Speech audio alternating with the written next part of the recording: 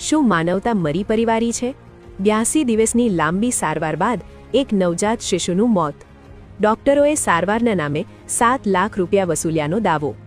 અમદાવાદના ધોળકામાંની જતન children hospital અત્યારે ગંભીર વિવાદોના વમળમાં સપડાઈ, જ્યાં 82 દિવસની લાંબી સારવાર બાદ એક નવજાત શિશુનું મોત નીપજ્યું છે.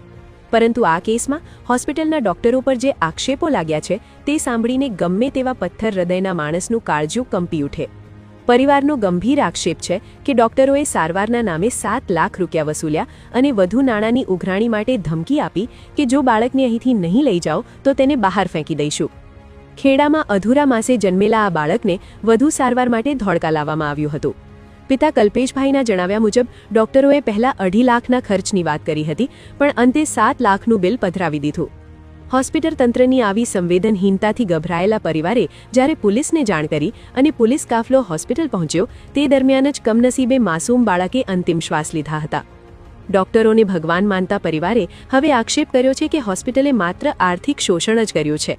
હાલ ધોળકા પોલીસે આ મામલે તપાસ શરૂ કરી છે. શું ખરેખર લાલચમાં આવીને ડોક્ટરોએ માનવતા નેવે મૂકી? તમારા મતે આવા ગુનામાં શું સજા થવી જોઈએ?